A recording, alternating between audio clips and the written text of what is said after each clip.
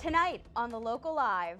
The Democratic Convention picks State Senator George Latimer for County Executive. The Local Summit discusses the current state of immigration and what help is available locally. Mamaroneck and Rhinebeck school budgets pass. The Mamaroneck Open Door Health Clinic has an opening date. Mamaroneck Town kicks off a new environmental challenge. Larchmont's train station parking meter and temporary permit fees are going up. The Railway Flea Market is back.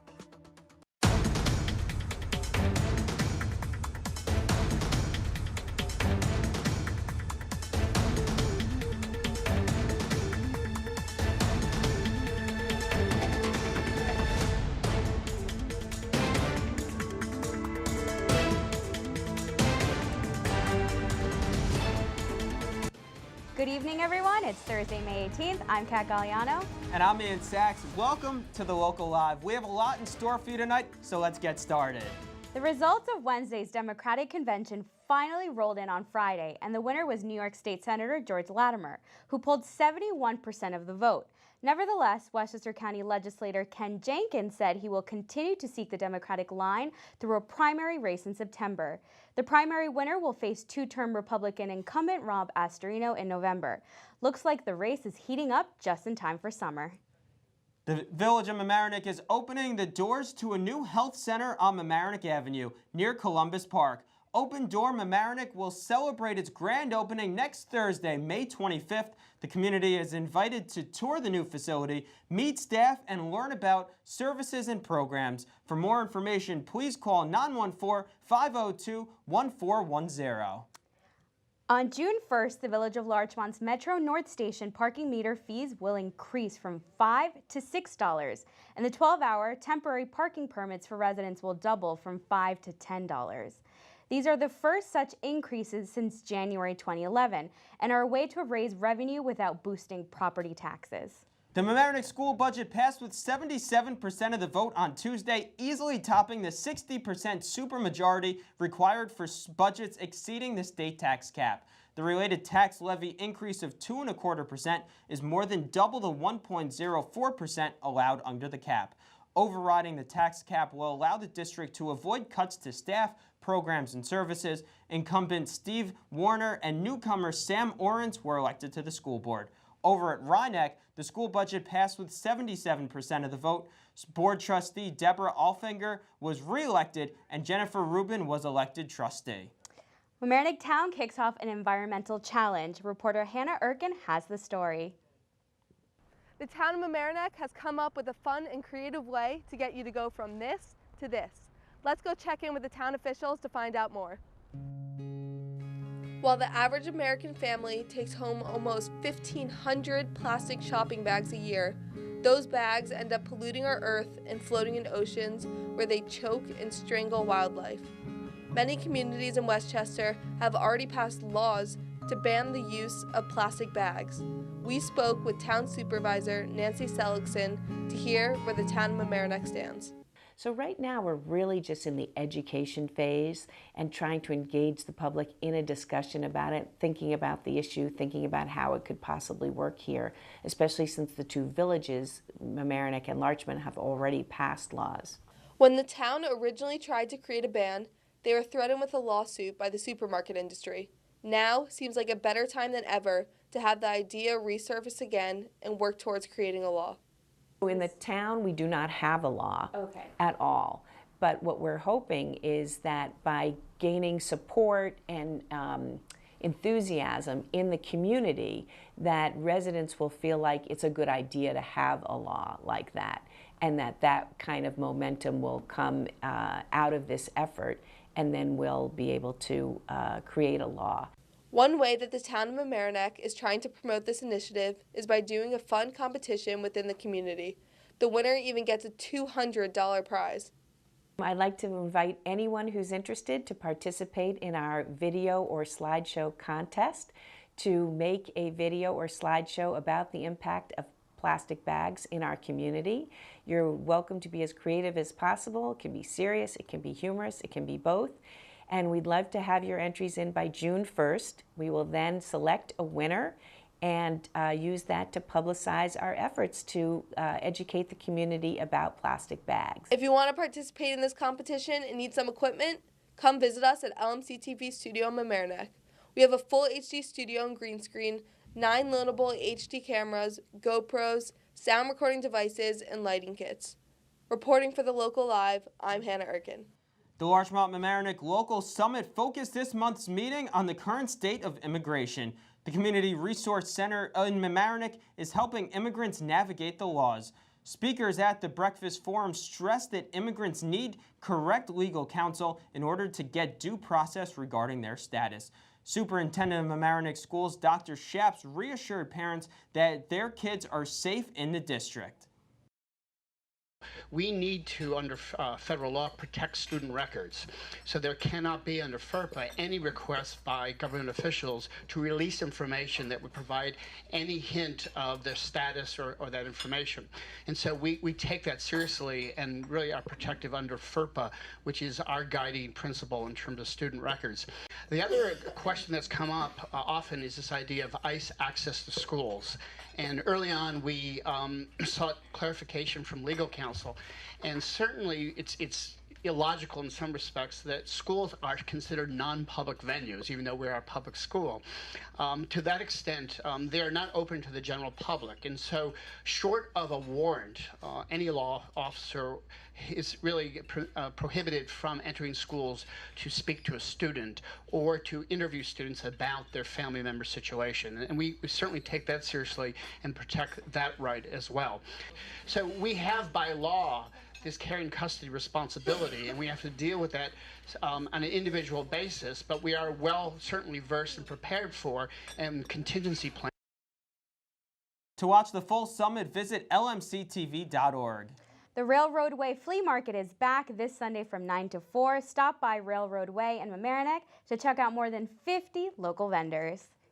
Earlier today, Her Honor Mentoring hosted its graduation luncheon and celebrated its 10th anniversary. Judge Judith Shonlin and County Executive Rob Astorino spoke about the importance of mentoring and empowering our youth. Congratulations to all the mentees.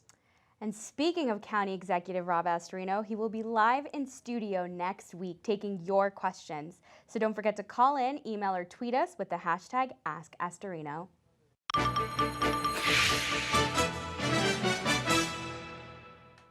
Bringing us the online stories trending in the media, here is Hannah Erkin.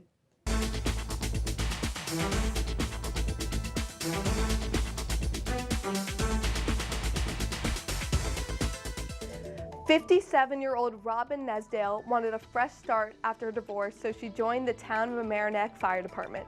She's also the only woman of her age to pass the grueling written and physical tests required for firefighters. She told the Daily Voice, "I hope to serve as inspiration for others, that you can reach for your goals that you previously thought were unattainable. I did, and I've never been happier." The Girl Scouts of Larchmont Mamaroneck are raising funds to make the Larchmont Girl Scout House handicap accessible. They'll be hosting an event at Frankie and Finucci's on May 22nd.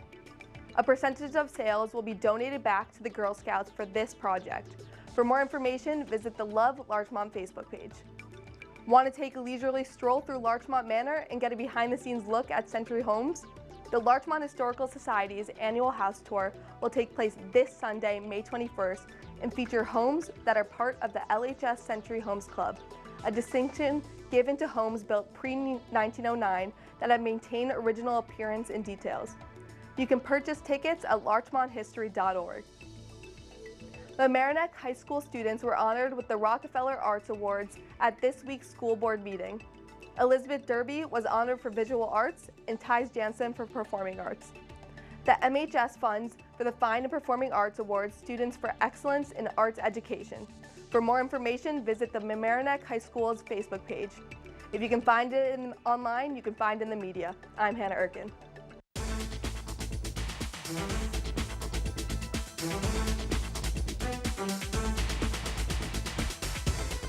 Now it's time for our local trivia, and then coming up, host Maura Carlin discusses Tourette Awareness Month with Dr. Helene Walisever, Chair for the Tourette's Association of New York Hudson Valley, and Tourette's Association Youth Ambassador Matt Eskenazi. Stay tuned.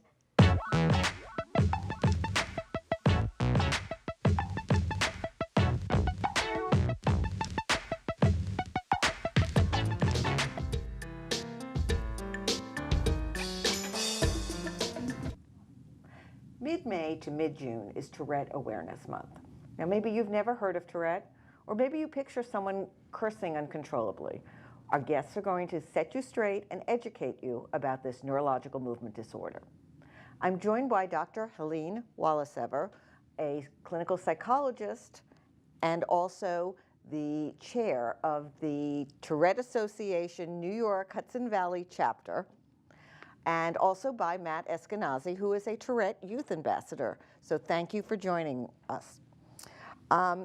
What is Tourette, Helene? Tourette is a neurodevelopmental movement disorder typically diagnosed in childhood and involves tics, involuntary, uncontrollable movements and noises, in which kids have, if you have 2 motor tics and 1 vocal tic that lasts for more than a year, that qualifies for a diagnosis of Tourette syndrome. And what kind of tics are we talking about? The tics I have right now are just some twitching of the face, some like uncontrollable eye blinking, but I've had a lot of different, more intense tics in the past. Such as? Such as a tic where I had to punch my leg, I had bruises, one where I had to bite my cheek, I was all cut up there, and I actually had the cursing tic, which it's very rare, and I happened to get it. Tell us about that, the cursing tic, because that is what is portrayed on TV. Right, so that's what people think of because I guess it's entertaining in the media, but as Matt said, it's actually a rare symptom. So less than 10% of people with Tourette have it's called coprolalia, that's the technical word for it. And you're not required to have the cursing tic in order to qualify for the diagnosis. Okay, but other tics could be other arm, leg movements, neck movements. Did it hurt you? Yeah, past I've had many tics that hurt me. I've blown out my neck a few times from just jolting it back and forth. And I had to go to physical therapy to just, relax my muscles from the constant, sudden movements that I couldn't control. And it was just, not now, I don't have any tics that are painful, but in the past I have. What could be other forms of vocal tics? Well, vocal tics can be very subtle. It could be something as a simple exhalation or a throat clearing or coughing, or it can be something more socially obvious, like a loud barking noise, humming loudly, snorting, sniffling. Yeah. Yep. Do tics bother other people? Yeah, I think for sure tics do bother other people because I'll give you an example. In class, right, everyone's trying to learn, whatnot, and you're uncontrollable snorting. I mean, you know that you can't control it, but the other people may be bothered by it. And yeah, I mean, it will definitely bother other people. Right. And I think that's why the education piece is so important, because once other kids and other adults understand that this is involuntary movement, you're not doing this on purpose to bother them or to annoy them, and it annoys the person with Tourette more than it bothers the people around them. And I think once kids understand that this is a neurological disorder and you can't help it, I think their acceptance really increases. And Matt, you can talk about how the Youth Ambassador program, how That's you go what I into wanted. schools. Yeah, so I had a youth ambassador come to my school in 4th grade, I believe. And at the time I was very shy about talking about my Tourette's and letting other people know about it. And people would look at me differently, they'd make comments about me, they mimic me. And the youth ambassador kind of changed that all around. Because the main reason why they were doing that is because they weren't educated, is how I thought about it. So when they were educated, everyone was more understanding. It was, I like to think of it as like a weight taken off my shoulders. Because life was just a lot easier, and because I wasn't feeling like I had to bottle something up inside all day or hide what I can't control. And now you've become a youth ambassador yourself. Yeah, I have. I've been a youth ambassador since 7th grade, I believe. I was 13 years old. I went to the Washington, D.C. Youth Ambassador training trip.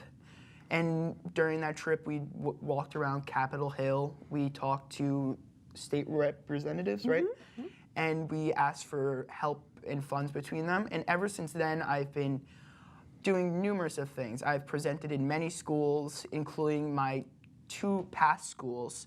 And also I've spoken at the fundraiser thing at the country New York Hudson Valley Country Club.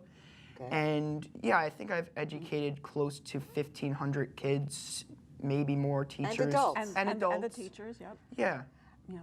Helene, they say that with Tourette, tics are just the tip of the iceberg.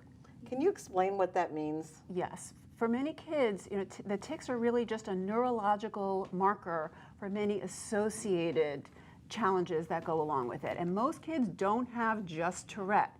A good proportion have co-occurring ADHD, attention deficit disorder, OCD, obsessive compulsive disorder, learning issues, sleep issues, executive functioning issues, trouble with organizational skills. And it's really important, particularly for their teachers and educators, to understand that it's not just the tics interfering with their day at school. There's all these other associated symptoms that may be misperceived as misbehaviors, but there's actually a neurological basis to it. And it's really important to address all the challenges. And many parents will tell me that the tics are not the most challenging symptom that their child has. It's the ADHD, or the anxiety that gets more in their way on a day-to-day basis. So how do you address Tourette and its comorbid conditions? Okay. Well, medication is no longer considered the first line of intervention, and most kids diagnosed with Tourette are not on medication. The best prescription is social support. So part of what the chapter does, as Matt, as a youth ambassador, going into school and educating the peers, and there are specialists who go into the schools and educate the teachers and allied professionals of how to understand what the child is experiencing and how to best support them and their learning in the classroom. And I found that very helpful for me and the kids that I have presented for, because like I said before, it helped my life, and I have helped many other kids' lives, and they've said to me, and they've also became youth ambassadors because of that. So it does really play a role in everyone's life who you present to. I know that you had experienced bullying, and that is one of the things that's the tip of the iceberg. Yes. So what would you like people without Tourette's to know about people with Tourette's? Well, there's like a few things I would like to know, but there's two major things I like people to know. That Tourette's doesn't define a person, just like a person may have like asthma or something like that. It's just another thing about them. Like, I'm Matt Eskenazi, and I have Tourette's. I'm not the kid with Tourette's. And also, you can't control it, so don't, like, make fun of them for something they can't control. Because like we said, they don't like to have it more than you would like to hear it. So I think that's very important. And where can someone go for more information about Tourette? There's lots of resources at the Tourette Association of America website at tourette.org. And for information about the local chapter, it's tsa-usa.org. Thank you, Helene and Matt. Thank you so much for joining us. Thank you.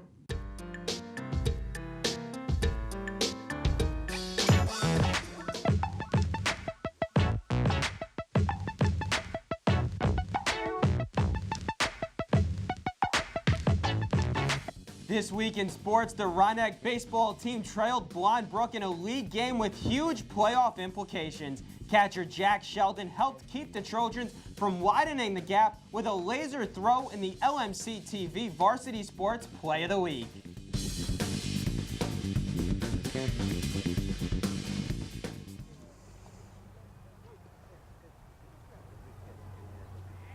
And win with a lead, and now he's going to second. Sheldon from his knees. Are you kidding me? What a play by Jack Sheldon. That ball got by him. He was on the backstop. He was on the grass of the backstop and threw a bullet for the first out of the inning. So quite a play by Jack Sheldon to get the out at second.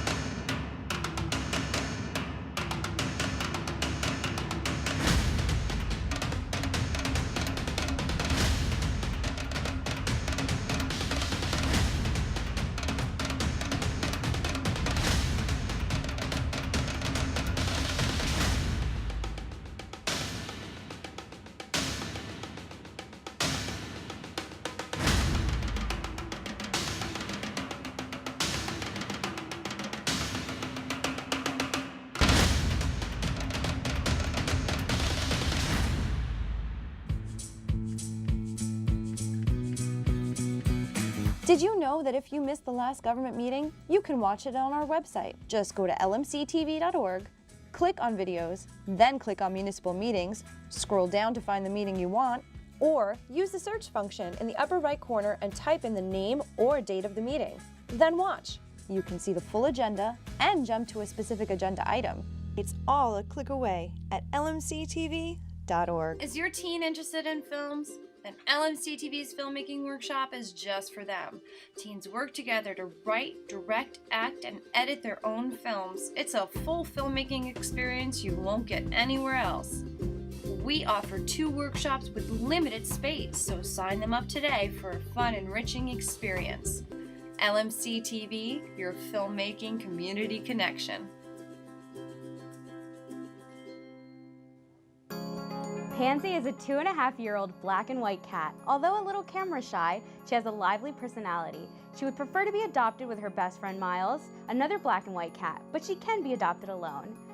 Sherman is happy, outgoing, and friendly like any good beagle. He likes to follow his nose wherever it may lead him. He is about 1.5 years old and is great with dogs, children, and cats too. For more information on Pansy or Sherman, or to adopt more adorable pets, please visit ny-petrescue.org.